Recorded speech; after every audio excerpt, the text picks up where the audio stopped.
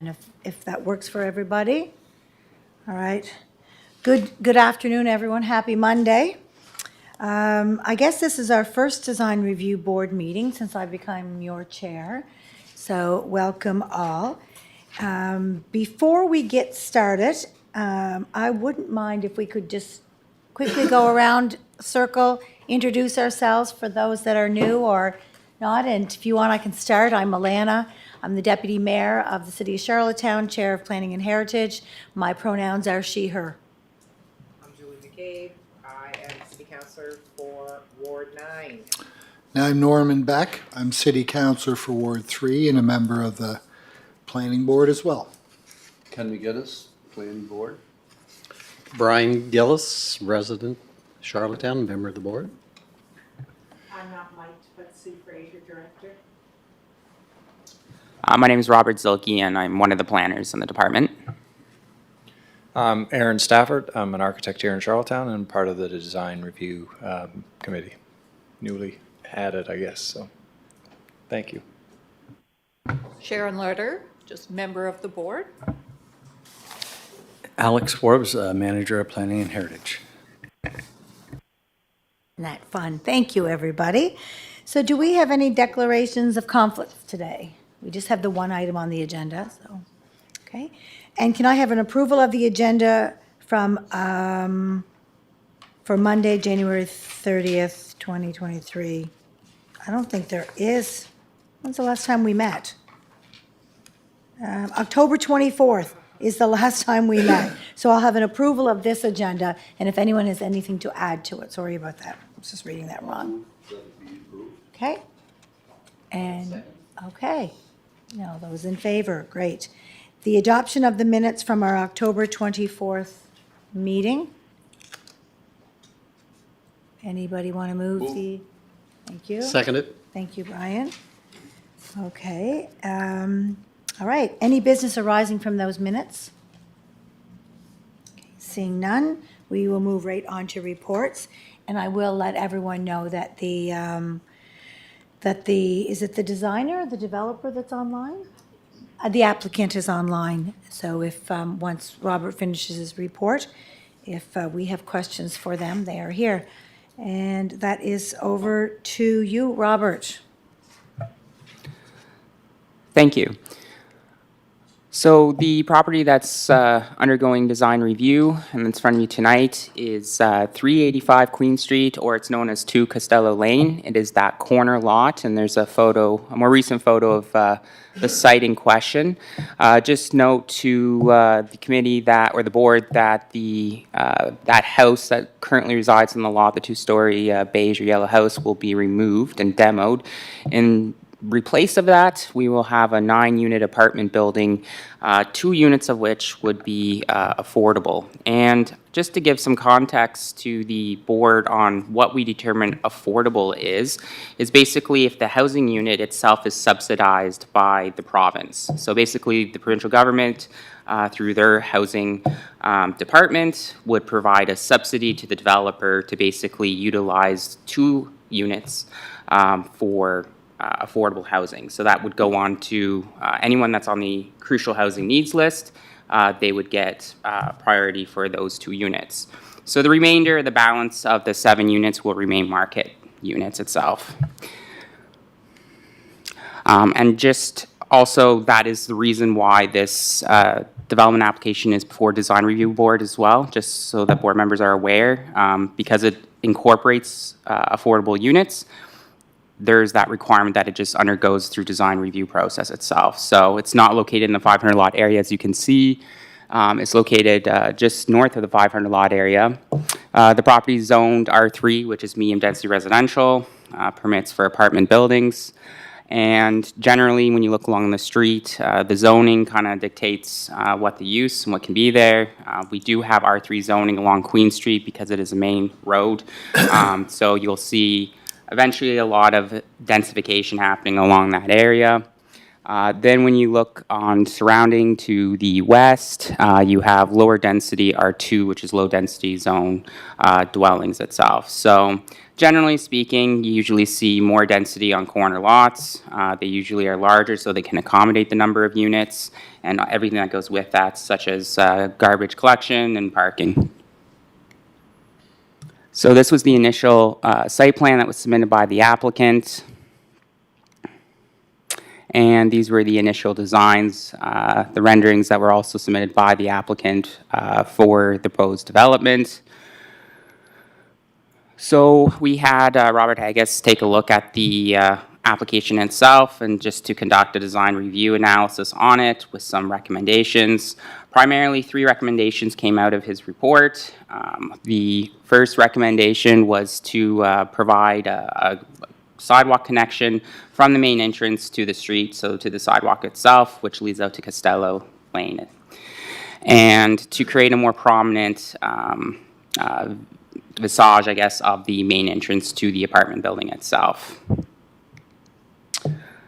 The second main recommendation that the design reviewer suggested was to change up the materials and also change up the orientation of the materials, adding some vertical elements to that, breaking it up, breaking the massing up itself. Because there is low density dwelling units in the vicinity, this will just help with some of that massing issues and stuff and breaking up some of that building itself. And then the one of the last recommendations that we took a look at was having the entryway have a canopy, so like a covered entrance. And that's again to provide framing itself, the entrance, and then providing some protection from like the elements itself. Yeah, that was basically a condensed version of his recommendations, which is also attached to the report as attachment E. So effectively, this is the revised proposal that we got back from the applicant, who's also online right now and can answer any questions. But as you can see, much approved. We have the landscaping requirements along the frontage of both Queen Street and Costello. This is minimum requirements. You know, any type of multi-family development would require so many trees, which is 10 meters per site frontage. And we also have the 9 required parking spaces as well as an area for the garbage and refuge. You can also see we do also have a connection going from the entrance, which is located here from the rear parking area, to Costello itself. Then carrying on to the elevations, we can see here that the applicant incorporated some of the vertical elements that he suggested with some material design changes, as well as the balconies having some glass. And we also have the covered entrance porch area like here as well that extends over. So as you can see from the previous elevations that were submitted to the recommendations incorporated and the revised elevations received, staff is recommending that design review board accept the report and the revised elevations. This is the last step that the developer needs to go through, and then he can proceed with the building permit review and issuance. And I can take any questions as well. Thank you. Go ahead, Councillor Beck. Yeah, can you go back to the affordable part? I have a hard, I don't fully understand, is it like I think on the affordable side, it could be 30% of your income, or there's a threshold that renders a unit affordable. Which benchmark is this falling under, I guess, would be my question. Is it the ones where I know you pay 30% of your gross annual income or something like that, or is it a fixed rate based on market value? Yeah. So the provincial criteria for affordable housing is different from CMHC's.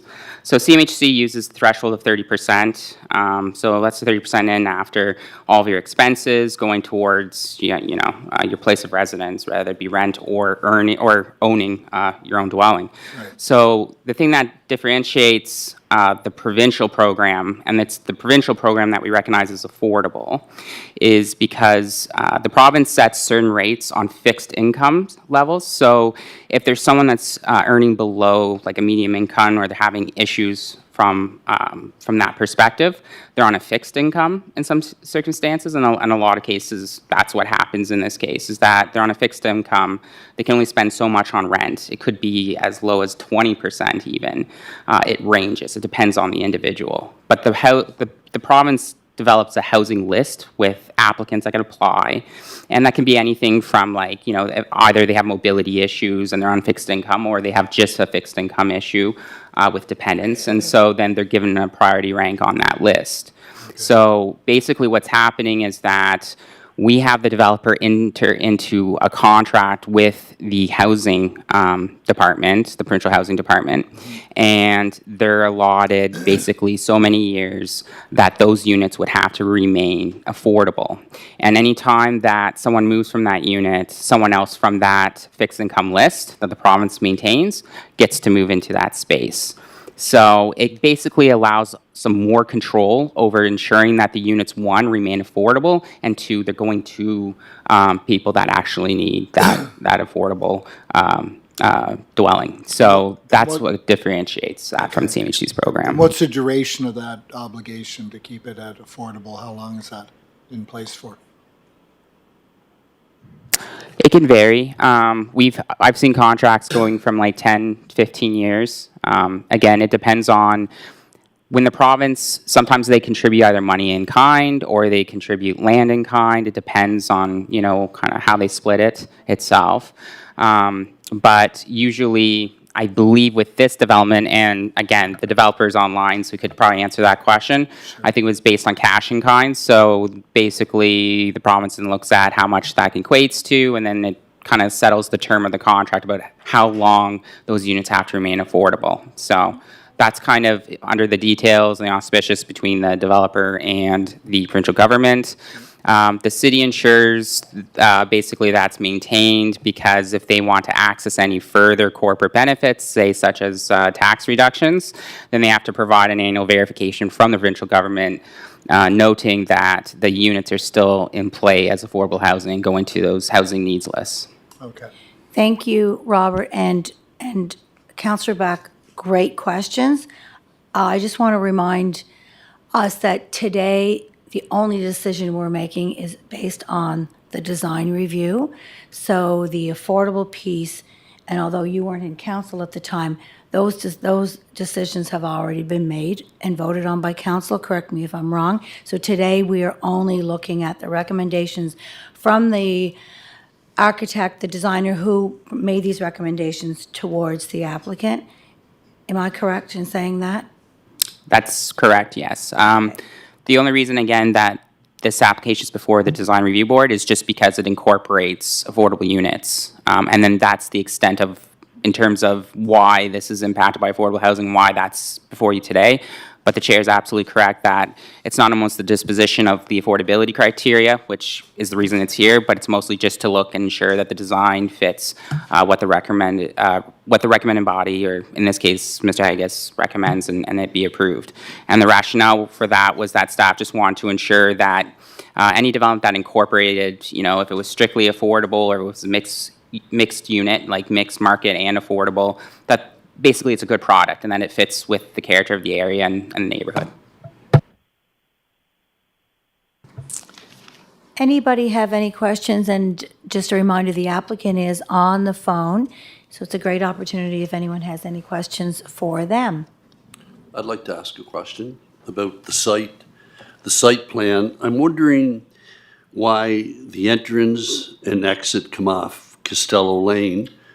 I actually went by and it's quite narrow opposed to exiting off Queen Street. I think quickly there's maybe 6 to 8 homes on Costello Lane, and again, it's quite narrow. And across from Queen Street, I think it's Queen's Court, is that what it's called? Queen's Court, they have it exiting off Queen Street. I'm just wondering why the entrance and exit is not off Queen Street opposed to Costello Lane, which is quite narrow? So through the chair, essentially, this went through review. We had Public Works look at it as well. And ideally, whenever you're deciding on where to place entrances, you like to place entrances, that means ingress, on lower ordered streets. So in this case, Costello Street is a local street. It actually has a ton of capacity because there is only like 8 dwellings on the street itself.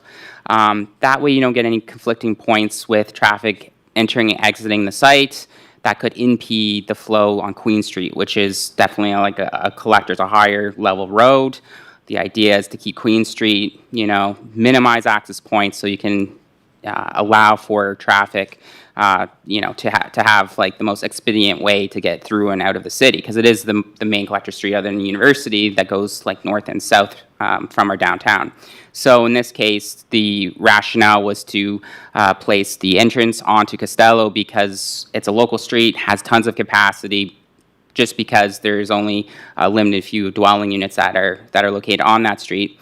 And I believe then from that, where the parking lot was developed, the entrance just came as a natural fit so that people exiting their vehicles can just have a quick entrance into the actual building. And one of the recommendations from the design reviewer was to also extend that same entrance area with a physical connection to Costello Street, so that anyone that wants to like bike or walk from the site rather than rely on a vehicle can do that. Thank you. Any other questions for either Robert or for the developer? Yes. Just looking at it, we have 9 parking spaces. Is this a 9-unit building or a 10-unit building? Because it says proposed 10-unit apartment building in the notes here. Yeah, so when this development started, it actually went through a variance process through council, and at the time it was a 10-unit.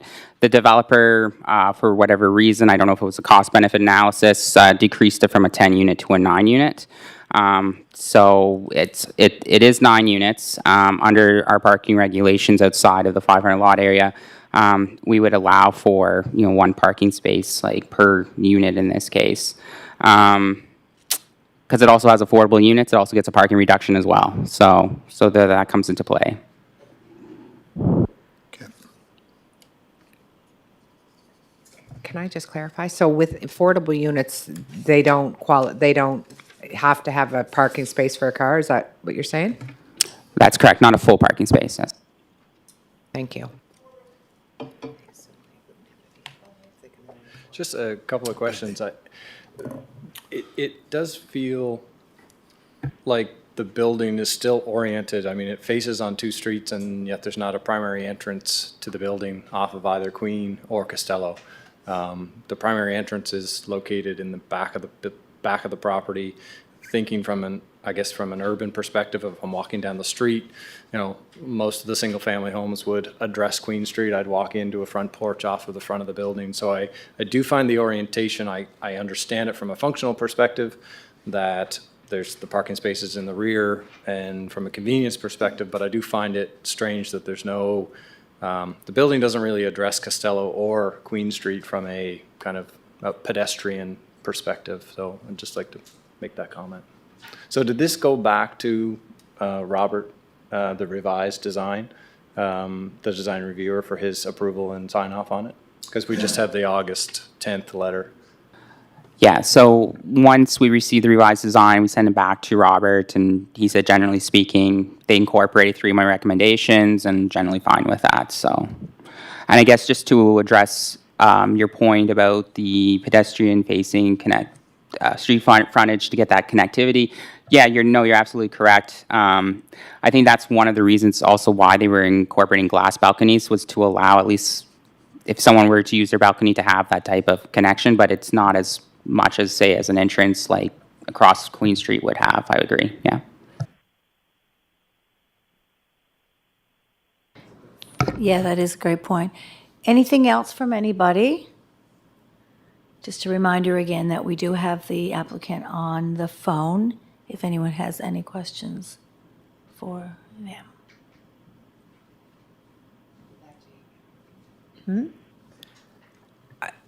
I never thought of that point either, but I can see what you're saying, and I hate to make it like that, where you could see that over canopy on Queen Street, Queen Street side, where people could at least access that, but I don't know if that would change everything for the developer or not. I'm not, is there a opportunity to put a entryway, at least for walking, or with that? I know when we were having conversations with the developer on this, there was some concern that if he were to change the entrance into the building itself, it would basically change around his whole floor plans and the pre-design that he's already created. So it would definitely trigger like a redesign, I guess, of the layout itself. Thank you. I wouldn't want to see that. Yeah, I can speak to that a bit, Robert, and that's exactly right. Just because to get 9 units on the site, it was so tight. In order for us to have the most comfortable units, we had to lay out the 2 main entrances in the way that it's currently laid out, just for the benefit of each dwelling.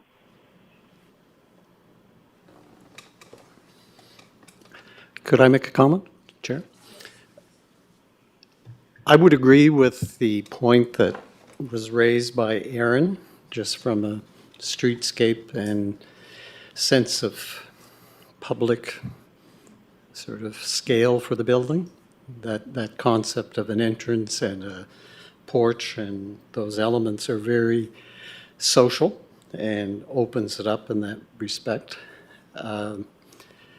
I'm not going to say that it's an easy fix, but I can visualize taking the north-south, the east-west axis as a center line and just mirroring the building. And what that would do is not change any of the interior relationships of the rooms or the spaces, and it would end up with the porch element on the north side facing Costello. And it would also give some more passive heat into the units, because if you look at the ratio of glass between the north and south facade, there's a significant amount of glass on the north, which then would become south-facing glass. But again, I don't want to play architect. I'm just saying that I agree from a street scale and a neighborly perspective, it possibly could be a simple fix, but that may be a discussion with the architect involved. But it would change the relationship to the neighborhood. Thank you, Brian, for your thoughts around that. Anybody else have anything they would like to add? So if there isn't, our next step is to decide whether or not we are going with staff's recommendation, which is to accept the project in its design review stage as is. And I believe that's just something this doesn't go on to council. Is that correct? This is just a decision of this committee? Yeah. So is a resolution still required if it's just this committee? Yeah, you just take a motion and provide the direction to staff. So, if you get a motion, we will facilitate whatever the direction of the committee is. So I'll just see if there's somebody out there that wants to put a motion on the floor of some sort.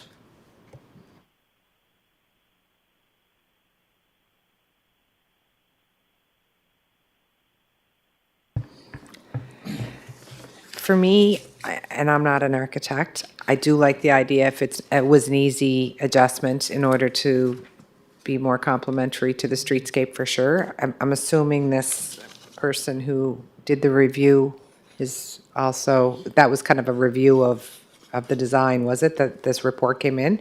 The 3 recommendations he made were followed by the applicant. He met those requirements based on that with staff recommendation. I'm okay to support moving this project. Excited to see more units in the downtown with affordability in there as well. So we have a motion by Councillor McCabe on the floor. Do we have a seconder? Seconded by Councillor Beck. So all those in favor? Okay, all those opposed? Okay, that has been defeated. What is the next step from here?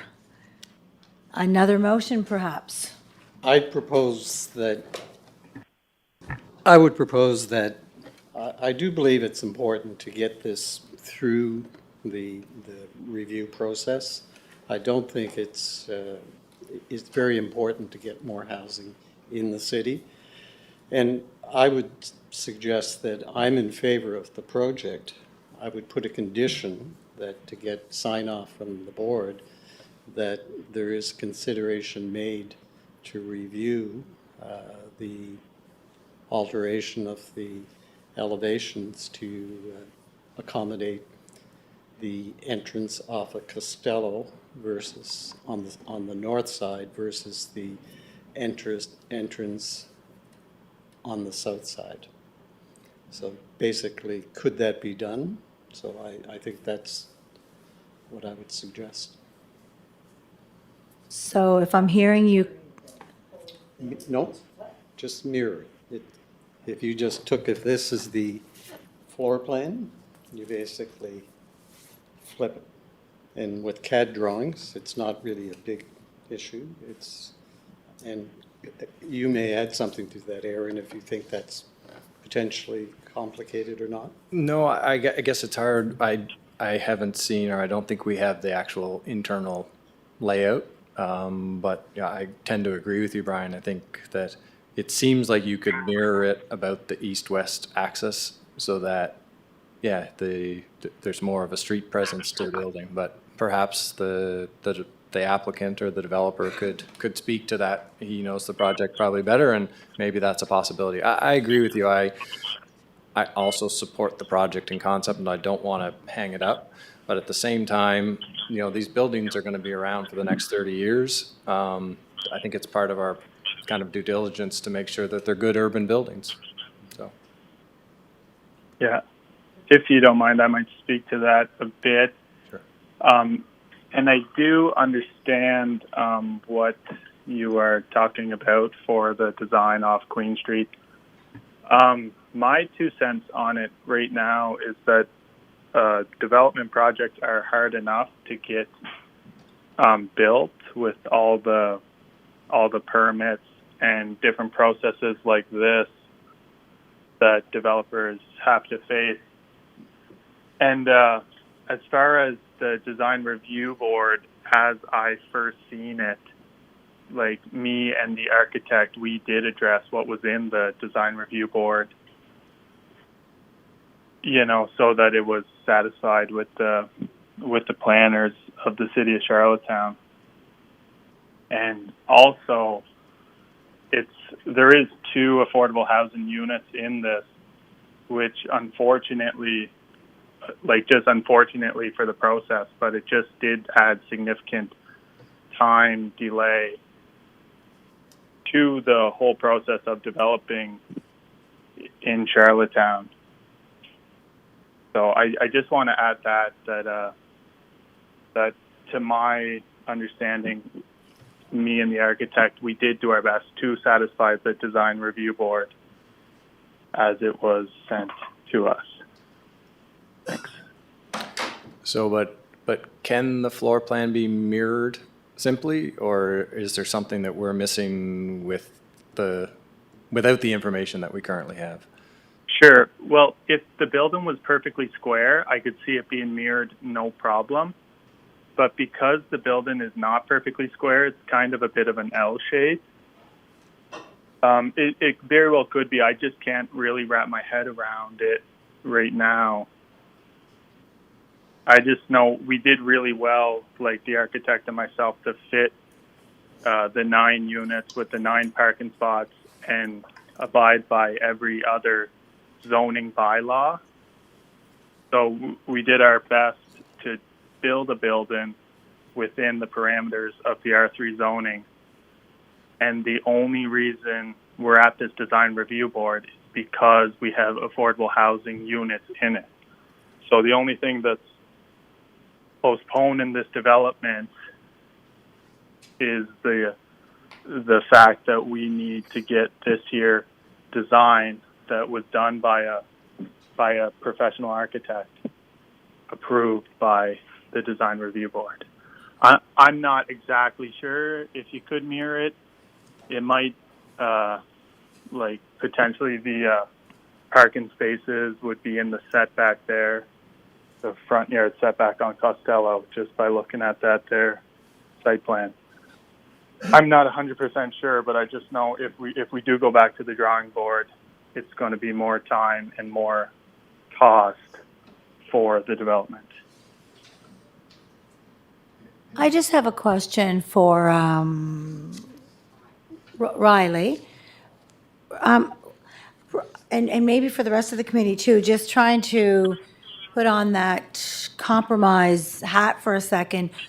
Is there something that could be done from a landscaping perspective to give the feel of the Costello fronting of the street, or the Queen, the feel of this is, just in a way so that the entrances are still in the back, but is there something that could be done aesthetically without changing the design of the building to still give that feel of that there is, Costello is the front-facing spot of the, I'm just throwing it out there.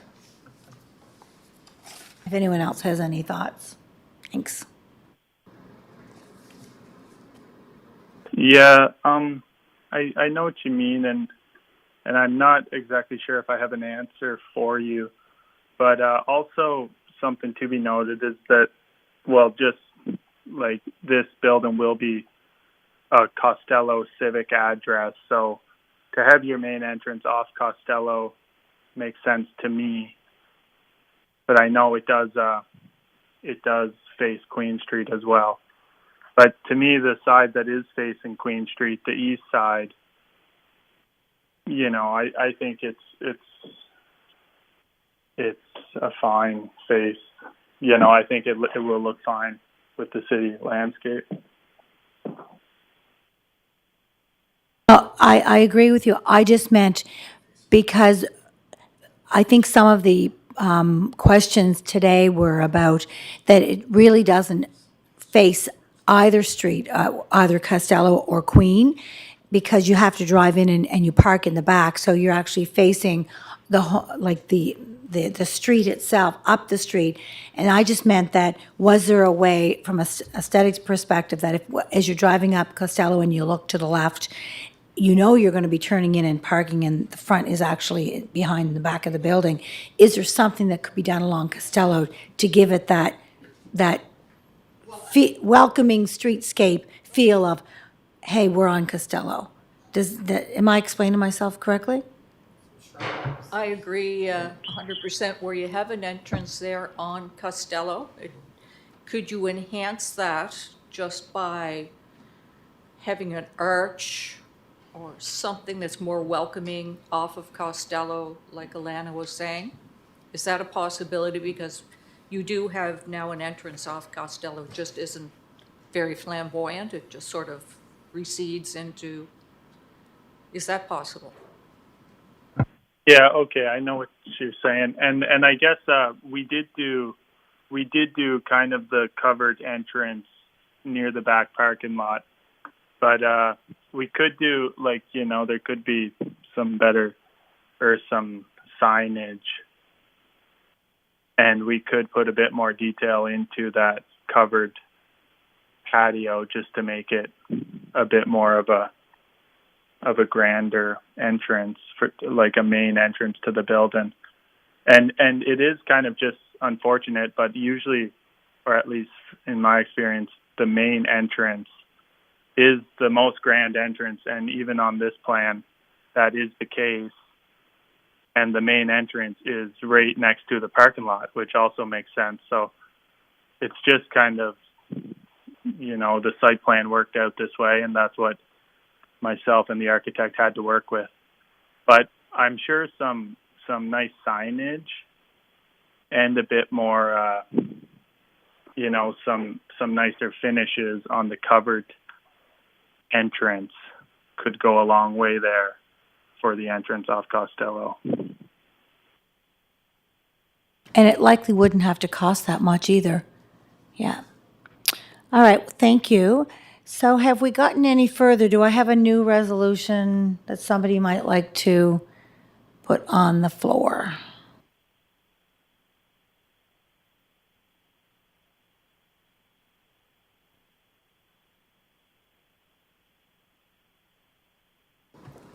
I just have to understand what we're voting on here. So I think Aaron's talking about Queen Street concern, were you not? And then, Sorry, Queen or Costello. Queen or 'cause Costello, It really doesn't okay. address either. It addresses the parking lot. Having a 90-degree orientation to Costello, really the entrance is facing the parking lot, not Costello. There's a walkway that goes out to Costello, but the entrance is looking at the parking lot. If I understand the drawings correctly. So I think it was not either Queen or Costello, but right now, to me, it has the two back facades facing the two streets.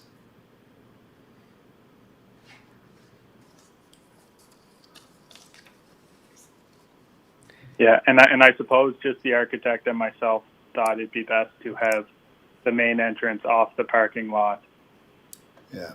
and that's mostly what the direction of thought of myself and the architect, and that's how the building was drawn up.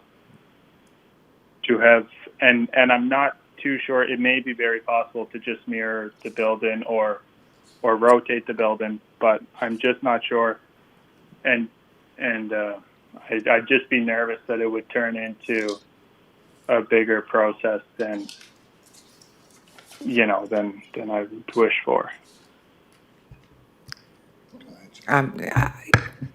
Alex and maybe, or Robert, one of you might be able to better answer this. So when he talks about turning the building, is it tight as far as variance, as far as land space?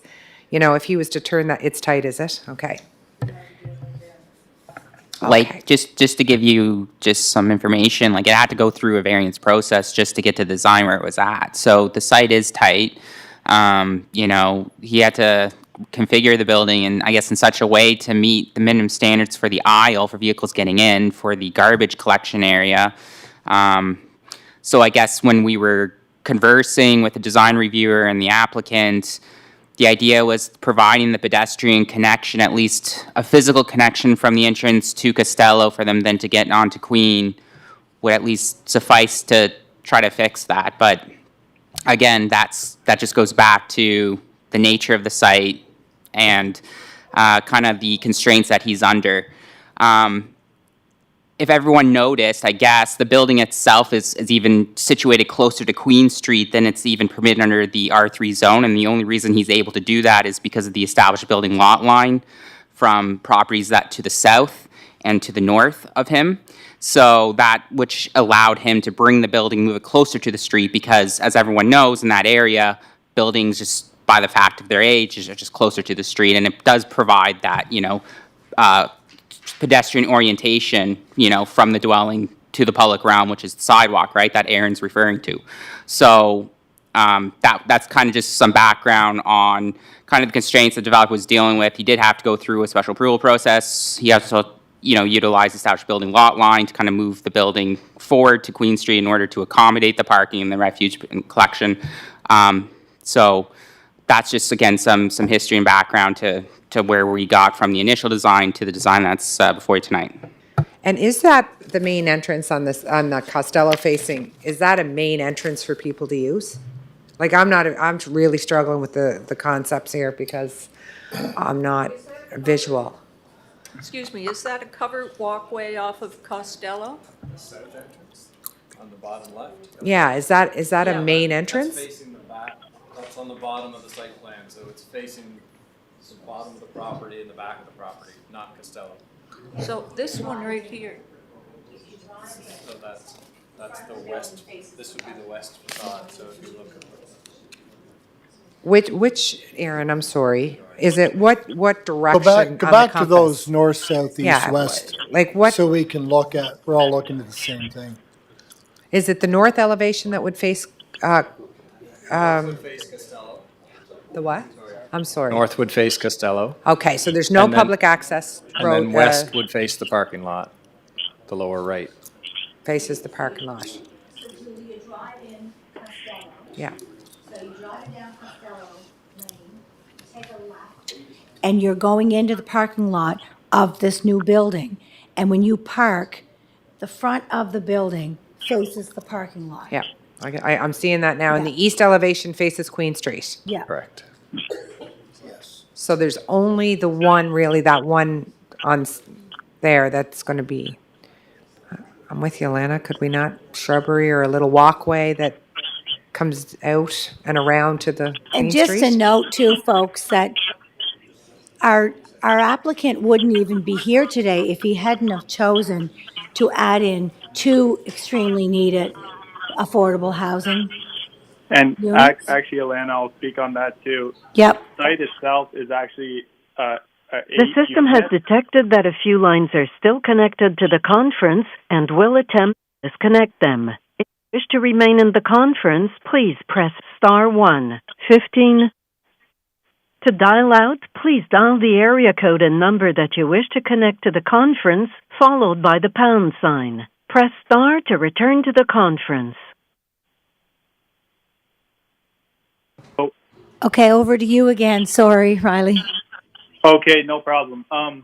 Yeah, even though there is 2 affordable units, the site itself can hold 8 units.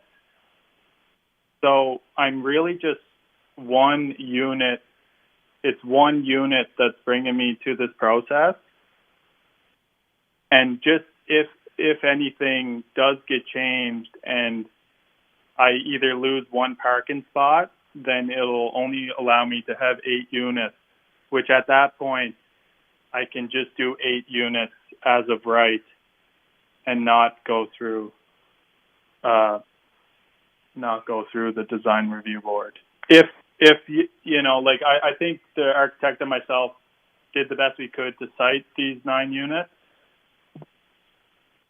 And, but yeah, the site itself is 8 units as of right. Thank you, Riley. Mr. Forbes, I believe you wanted to say something?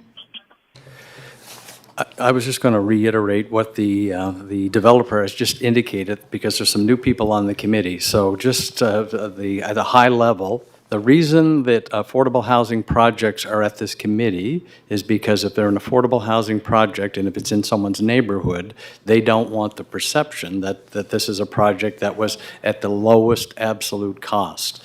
So in this case, there's only 2 units in here that are affordable. It's not 100% funded through the affordability program. And I was just going to allude to, the dilemma for the developer here, because if it gets complicated, he may just decide to tap out of the affordability, and he can do this as of right, and this won't even be the project. So we do have an opportunity here because of some affordability on this project, but there's some context there that I thought you should be aware of in regard to, there's only 2 units in here. That's the only reason it's here. He's just alluded to, if he drops that down or if it becomes complicated, he may, I don't want to speak for him, but if he decides not to do the affordable units, then he can do whatever project he wants in there as long as it meets those setbacks. So just thought I'd clarify. Thank you.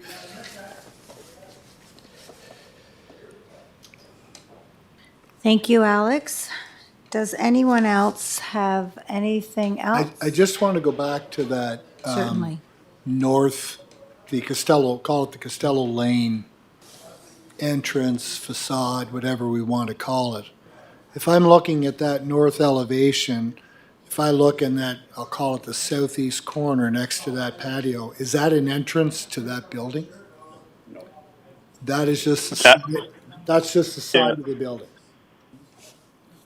There's no entrance at all on, currently as it stands on Costello Lane.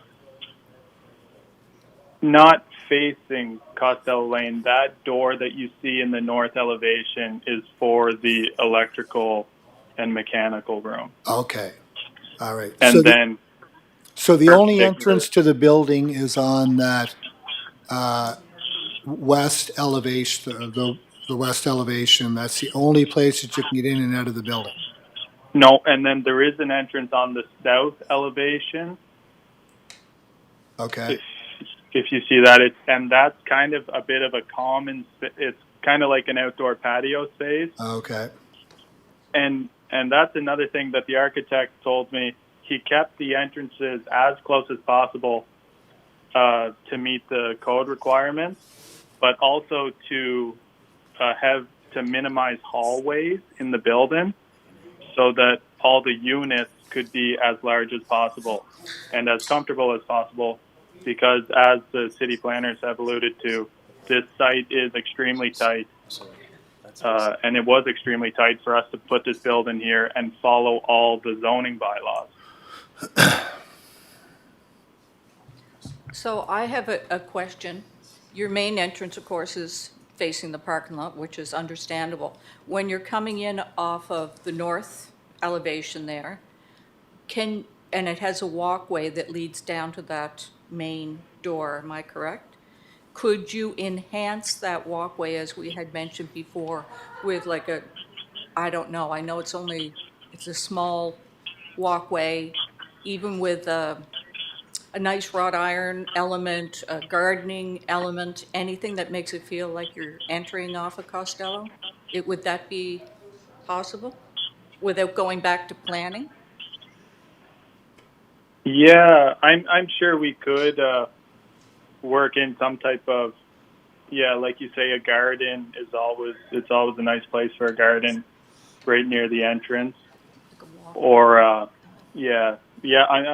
do know what you mean. I'm not exactly sure what I was thinking, but I know some buildings have the sandstone Or you could do Yeah. like an arbor or something, just something that enhances it, like you can enter here off of Costello. Wouldn't be terribly expensive, I wouldn't think. No. I do think it is very possible to incorporate some type of design feature with that sidewalk off Costello, and I'm kind of open to some different options. I'm not exactly sure. I don't have anything that comes right to mind.